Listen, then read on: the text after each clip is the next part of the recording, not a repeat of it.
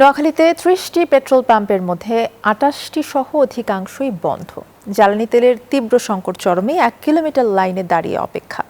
নোয়াখালী থেকে এই বিষয়ে আরও জানাতে আমাদের সাথে যুক্ত আছেন সহকর্মী আকবর হোসেন সোহাগ। ফিলিং স্টেশনে আজকে কি চিত্র দেখছেন? পর্যাপ্ত জ্বালানি তেল পাওয়া যাচ্ছে কিনা?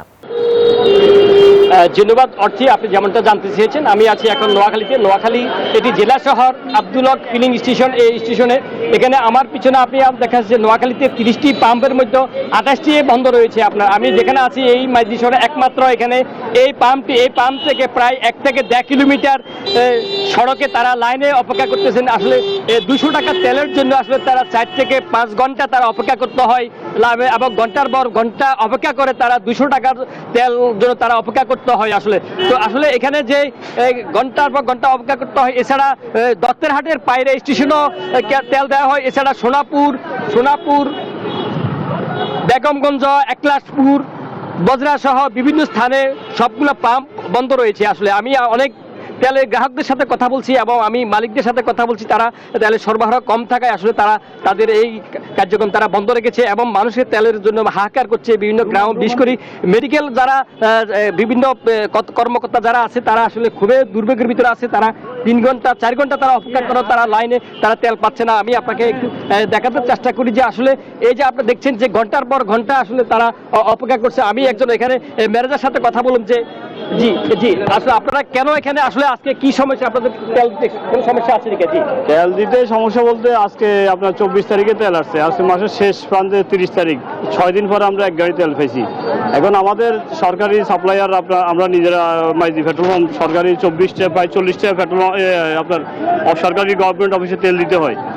এখন আমরা সবাইকে রেশনিং পদ্ধতি তেল দিতেছি এই কারণে, আমরা যদি একদিনে সব তেল দিয়ে দিই তাহলে সরকারি সাপ্লাই বন্ধ হয়ে যাবে, পেট্রোল পাম্প বন্ধ হয়ে যাবে। এই কারণে আমরা কিন্তু পেট্রোল পাম্প বন্ধ রাখিনি, প্রতিনিয়ত আমরা পেট্রোল পাম্প খোলা আছে। আপনি ঘুরে দেখেন প্রত্যেকটা পেট্রোল পাম্প বন্ধ। জি আপনি শুনতে পাচ্ছেন যে এই ছিল নোয়াখালী থেকে সর্বরে। আমি ফিরছি কুমিল্লাতে, সেখানে আমাদের মহিউদ্দিন অপেক্ষা করছেন, তিনি সেখানকার বিস্তারিত জানাবেন। মহিউদ্দিন।